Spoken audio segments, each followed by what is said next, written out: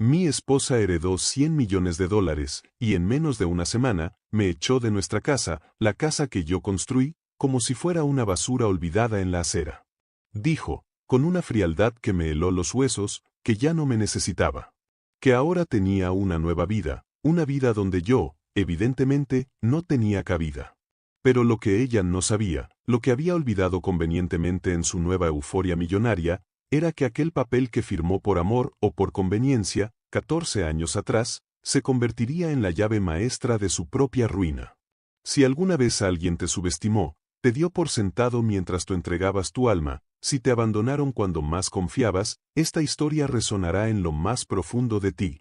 Porque no hay nada más dulce, más satisfactorio, que la justicia cuando llega vestida de inteligencia y paciencia. Suscríbete, deja tu like y escucha atentamente hasta el final, porque a veces, la persona que se burla de ti, la que te cree insignificante, termina pagando cada una de sus palabras con lágrimas amargas. Me llamo Aldo Navarro, tengo 44 años, y durante 15 largos años, creí haber construido una fortaleza. Una familia sólida, un matrimonio basado en el amor y el esfuerzo mutuo junto a Verónica, mi esposa.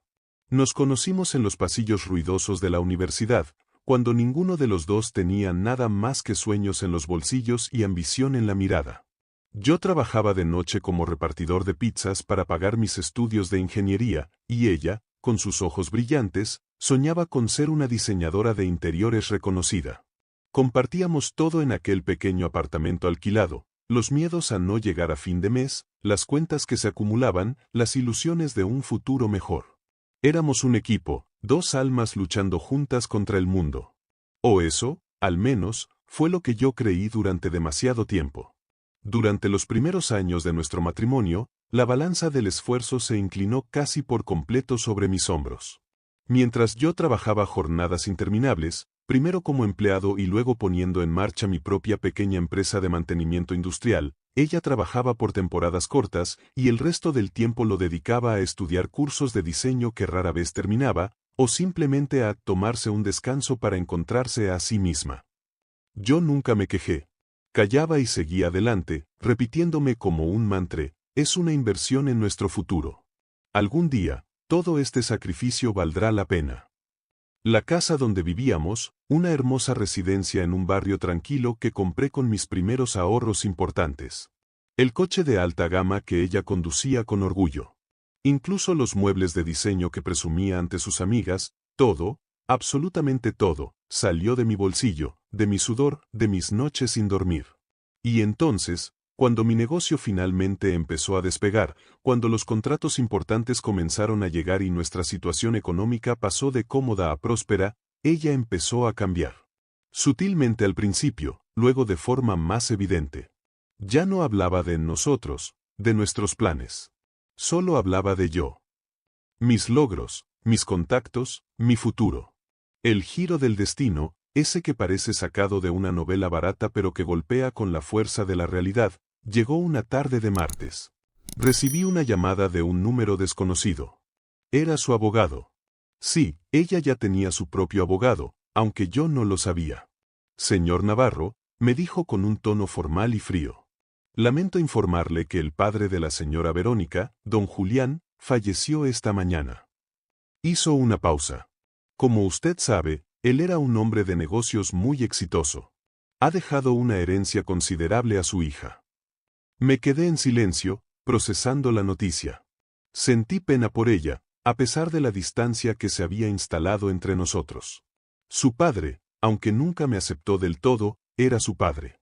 Me alegré sinceramente por ella, pensando ingenuamente que quizás esa fortuna inesperada aliviaría la tensión, nos daría un respiro. Pero lo que vino después, no fue un respiro. Fue una bofetada helada en el alma. 2 semanas después del funeral, 2 semanas en las que ella apenas me dirigió la palabra, llegó a casa una noche con un brillo extraño en los ojos, una mezcla de euforia y una determinación que nunca le había conocido.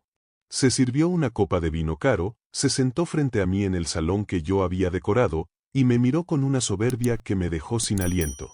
Aldo, dijo, saboreando cada sílaba. Creo que es hora de que seamos honestos. Ya no necesito esta vida contigo. Necesito mi espacio. Mi propio espacio. ¿Tu espacio?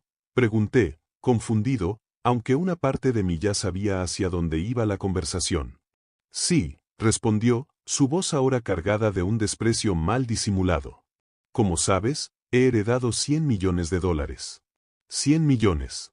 ¿Entiendes la cifra? Y francamente, no quiero compartirlos con alguien que no está a mi altura. Sentí un frío glacial extendiéndose por mi pecho. No fue por el dinero, nunca me importó el dinero más allá de la seguridad que ofrecía. Fue por la brutalidad de sus palabras, por la confirmación descarnada de lo que mi corazón se negaba a aceptar. Nunca me había amado. Solo me había usado como un escalón, como un proveedor temporal hasta que su verdadera cuenta bancaria se llenara. Y para rematar su obra, añadió con una sonrisa cruel, casi sádica, te doy una semana para que recojas tus cosas y te vayas. No quiero verte en mi casa después de eso. Mi casa. Repitió esas palabras, mi casa. La casa que yo había comprado con el sudor de mi frente. La casa cuyos planos habíamos revisado juntos, soñando con llenarla de hijos. La casa que todavía llevaba mi nombre en la escritura. Ahí, en ese preciso instante, supe que nuestro matrimonio había terminado. Pero no de la manera que ella imaginaba. Verónica, en su euforia y su arrogancia, había olvidado un pequeño detalle. Un detalle crucial. Un documento firmado 14 años atrás, en una notaría polvorienta, cuando aún éramos jóvenes y ella decía que el amor era lo más importante del mundo. El acuerdo prenupcial. Yo había insistido en incluirlo, no por desconfianza hacia ella, sino porque mi padre, un hombre sencillo pero sabio, me había enseñado una lección fundamental: los negocios, y a veces los matrimonios, se protegen con papeles claros, no con promesas al aire. El abogado de entonces, un viejo amigo de mi padre, redactó un documento simple pero férreo. Establecía que todos los bienes adquiridos antes del matrimonio eran individuales, pero que todo lo obtenido durante el matrimonio, incluyendo herencias, regalos o ganancias inesperadas, sería considerado patrimonio conyugal y se compartiría al 50% si el vínculo seguía vigente en el momento de la recepción. Ella lo firmó entre risas, llamándome exagerado y poco romántico. Y ese papel olvidado en el fondo de un cajón, iba a ser mi justicia silenciosa. Mientras yo recogía mis pocas pertenencias personales en cajas de cartón durante esa semana infernal, fingí calma, incluso resignación. Ella, por su parte, parecía disfrutar de mi supuesta derrota. Me provocaba constantemente, cada día con más crueldad. No te preocupes, Aldo, me decía con una sonrisa condescendiente mientras yo guardaba mis libros. Cuando reciba la herencia, te dejaré un poco de dinero para que puedas empezar de nuevo. Quizás puedas alquilar un pequeño apartamento. Su tono era venenoso, diseñado para humillarme hasta el último segundo. Pero yo ya había contactado a mi abogado, el mismo viejo amigo de mi padre que redactó el acuerdo. Y mientras ella planeaba su nueva vida de lujos, nosotros preparábamos la demanda. El día que finalmente salí de la casa, ella ni siquiera se despidió. Estaba al teléfono, riendo a carcajadas, probablemente con su nuevo séquito de admiradores. Cuando la demanda llegó a sus manos, a través de un elegante mensajero, su mundo de ensueño comenzó a derrumbarse. Recuerdo la llamada furiosa que recibí de su abogado. Gritos, amenazas, acusaciones. Yo solo respondí con calma: nos vemos en el tribunal. El día del juicio llegó. Entré en la sala con el corazón latiendo fuerte, pero con una serenidad que me sorprendió a mí mismo. Llevaba el mismo traje oscuro y sencillo que había usado en nuestra boda, hacía 15 años. Un gesto simbólico, un recordatorio silencioso de las promesas rotas. Camila llegó tarde, como siempre, haciendo una entrada triunfal. Vestía un traje de chaqueta blanco, carísimo, gafas de sol de diseñador y a su lado, tomado del brazo, un hombre notablemente más joven, con una sonrisa de plástico y aspecto de cazafortunas. Su actitud era la de una reina entrando en su corte. Me miró con superioridad, casi con lástima. El juez, un hombre de aspecto severo y mirada penetrante, revisó los documentos en silencio. El abogado de Verónica presentó sus argumentos. La herencia era un bien personal, recibido después de la separación de facto, bla, bla, bla. Ella mantenía su aire de superioridad, cruzando las piernas, mirando su reloj de diamantes. Hasta que el juez levantó la mirada por encima de sus gafas y, con una voz clara y firme, dijo: después de revisar el acuerdo prenupcial presentado por el demandante, firmado por ambas partes con fecha del 15 de mayo de 2011, este tribunal determina que la cláusula séptima es explícita: todos los ingresos, ganancias patrimoniales y herencias recibidas por cualquiera de los cónyuges durante la vigencia legal del matrimonio serán considerados bienes gananciales. Hizo una pausa, mirando directamente a Verónica. Por lo tanto, el señor Aldo Navarro tiene derecho irrenunciable al 50% del monto total heredado por la señora Verónica Solís. Silencio absoluto. Un silencio tan denso que se podía cortar con un cuchillo.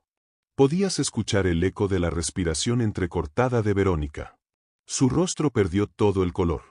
La máscara de superioridad se hizo añicos, revelando una expresión de pánico e incredulidad. ¿Qué?, susurró, su voz apenas audible. Eso no es justo, es mi dinero, la herencia de mi padre. El juez golpeó la mesa con el mazo. Silencio. Lo justo, señora Solís, es cumplir con la ley y con los contratos que usted misma firmó libremente. Y la ley, basada en este acuerdo, dice que la mitad de su herencia también le pertenece legalmente a su esposo, el señor Navarro.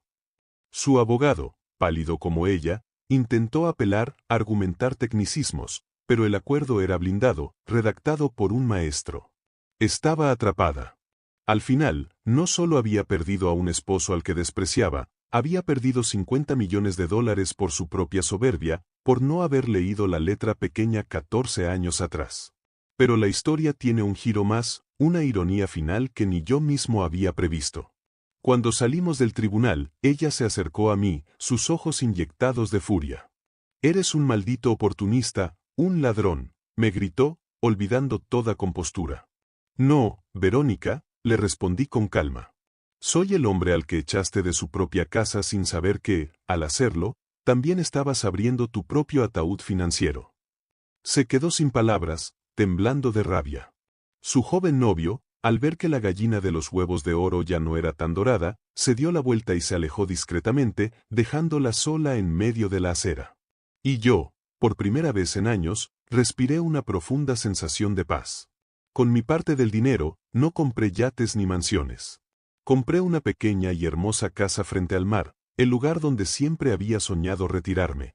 Y el resto, la gran mayoría, lo invertí en crear una fundación. Una fundación que lleva el nombre de mi padre y que se dedica a ayudar a pequeños emprendedores, hombres y mujeres trabajadores que, como yo, han sido arruinados por socios o cónyuges injustos, víctimas de la letra pequeña y de la traición. Cada historia que escucho, cada proyecto que ayudamos a reflotar, me recuerda que Dios no se equivoca, la justicia llega, aunque a veces tarde y por caminos inesperados.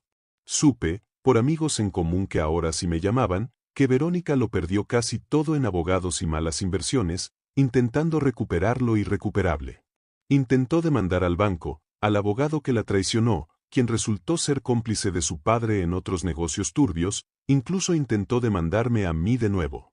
Nada funcionó. Terminó sola, su círculo social evaporado, sin la fortuna que creyó merecer, sin el respeto que nunca supo ganar y sin el amor que despreció. Yo no la odié. Cuando pensaba en ella, lo cual era cada vez menos frecuente, solo sentía una profunda lástima. Y recé por ella, para que encontrara algo más valioso que el dinero. Porque entendí, de la manera más dura, que el dinero no te hace rico, solo revela la verdadera riqueza o pobreza que llevas en el alma. Un día, meses después, recibí un correo electrónico. Era de ella. Corto, conciso, casi humilde. Decía: Aldo, tenías razón. El dinero no compra la paz. He perdido todo, pero quizás he ganado una lección. Perdóname, si puedes. No respondí. No era necesario. Solo cerré el mensaje, miré el mar desde mi ventana y di gracias al cielo. No por rencor satisfecho, sino por gratitud. Porque a veces, cuando Dios permite que te traicionen, no es para destruirte. Es para quitar de tu camino lo que te impide crecer. Es para enseñarte a construir tu vida, no sobre la arena de las apariencias, sino sobre la roca sólida de la verdad.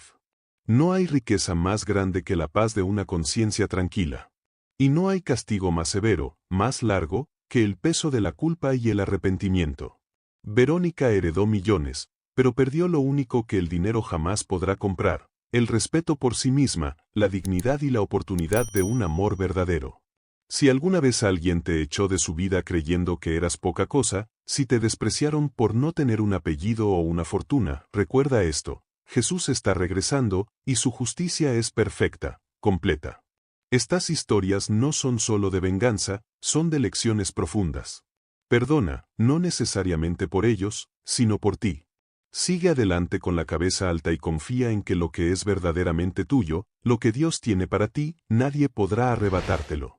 Suscríbete, deja tu like y comparte, porque el perdón es la victoria más poderosa y liberadora.